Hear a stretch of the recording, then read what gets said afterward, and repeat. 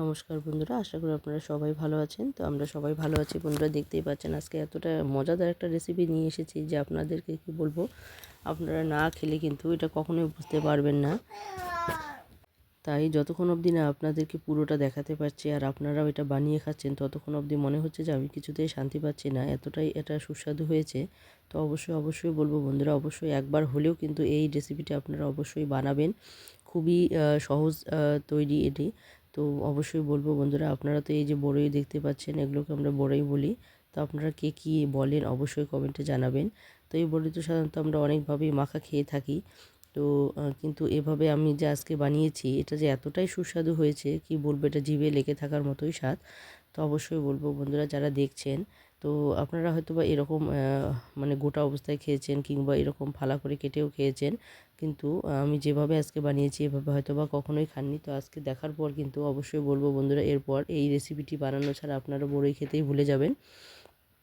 তো চলুন দেখে নেওয়া যাক কীভাবে এই মাখাটা আমি তৈরি করেছি। তো অনেকে একে মাখাও বলেন, অনেকে আবার একে ভর্তাও বলেন। তো আমি মাখা বা ভর্তা দুটোই বলছি।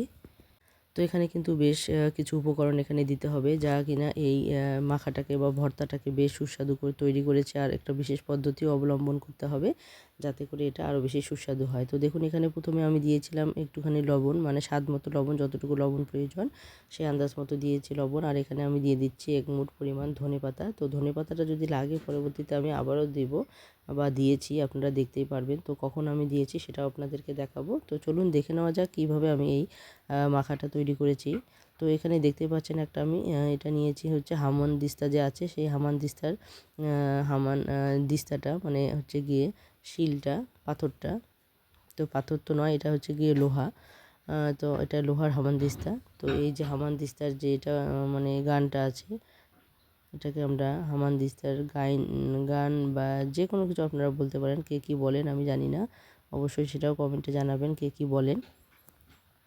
তো এটা দিয়ে কিন্তু ভালো করে থেতো করে নিতে হবে। তো দেখতে পাচ্ছেন এখানে কিন্তু আমি থেতো করে নিয়েছি। তো এখনও কিন্তু পুরোপুরি রেডি হয়নি, এখানে আরও কিছু উপকরণ এখানে মিশাতে হবে। তো এটাকে কিন্তু একদম এই যে বড়ের যে খোসাগুলো আছে সেগুলোকে কিন্তু আমি একদম এরকম করে থেতো করে মিহি করে নিয়েছি। আর বড়ের যে বিচিগুলো আছে সেই বিচি থেকেও কিন্তু একদম মানে বেরিয়ে এসেছে।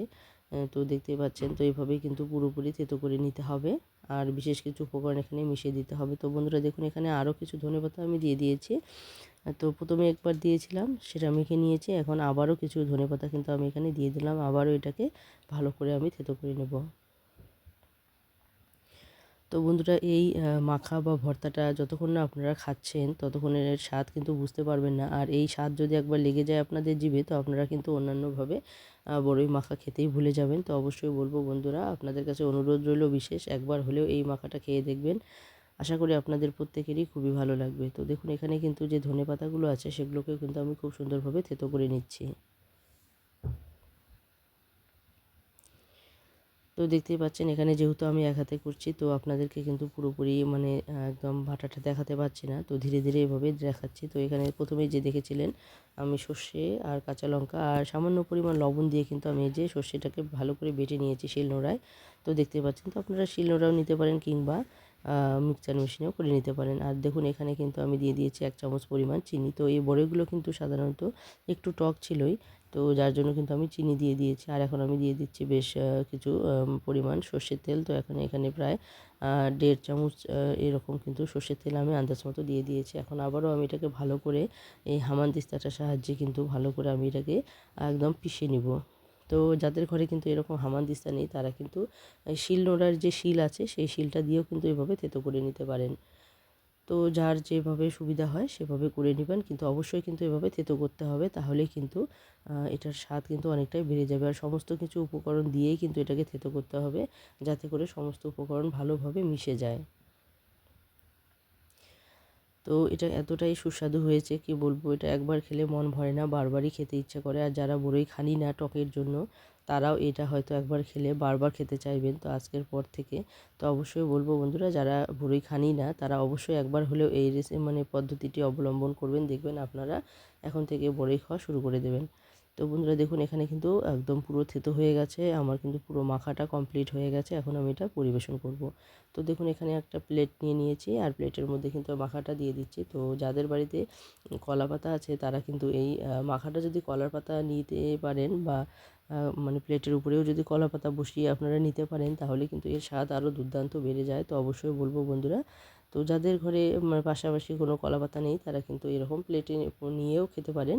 কিন্তু যাদের আশেপাশে কলা পাতা আছে তাদেরকে অবশ্যই বলবো একবার হলেও এই কলা পাতায় নিয়ে খাবেন, দেখবেন এর স্বাদ কিন্তু দুর্দান্ত হবে আর দ্বিগুণ বেড়ে যাবে। তো বন্ধুরা দেখতেই পাচ্ছেন কতটা লোভনীয় হয়েছে। তো এটা তো আমি খেয়েছি, আমার ভীষণই ভালো লাগছে। এখন আবারও দেখার পর কিন্তু আবারও লোভ লেগে গেছে, মানে কি বলবো, জিভে জল এসে গেছে। তো আপনাদের কার কার জিভে জল এসে গেছে অবশ্যই কমেন্টে জানাতে ভুলবেন না। তো বন্ধুরা দেখুন আজকের এই সুস্বাদু মাখাটা কি বলবো, মানে দেখে আবারও জিভে জল এসে গেছে। তো দেখুন কতটা মানে লোভনীয় হয়েছে দেখতে, এটা যে দেখতে যেরকম লোভনীয় হয়েছে একদম খেতে কিন্তু অসাধারণ হয়েছে বন্ধুরা। তো অবশ্যই বানাতে ভুলবেন না। তো আজকের পর থেকে কিন্তু অন্যভাবে আপনারা বড়ই খাওয়াই ভুলে যাবেন এই মাখা যদি একবার খেয়ে থাকেন। তো অবশ্যই বলবো এই বড়ই শেষ হওয়ার আগেই কিন্তু এই মাখাটা তৈরি করে নেবেন। আর এই বড়িটা কিন্তু একদম গুলগুলে পাকা নয়, মানে অতিরিক্ত নরম তুলতুলে পাকা কিন্তু নয়, একদম শক্ত শক্ত পাকাটাই ছিল। তো সেই শক্ত শক্ত পাকাটা দিয়ে কিন্তু আমি মাখাটা বানিয়েছি। তো আমার এই রেসিপিটা আপনাদের কেমন লাগলো অবশ্যই কমেন্টে জানাতে ভুলবেন না। আর যে সমস্ত বন্ধুরা শুরু থেকে শেষ অবধি সঙ্গে আছেন সবাইকে অসংখ্য অসংখ্য ধন্যবাদ, সবার প্রতি অনেক অনেক ভালোবাসা।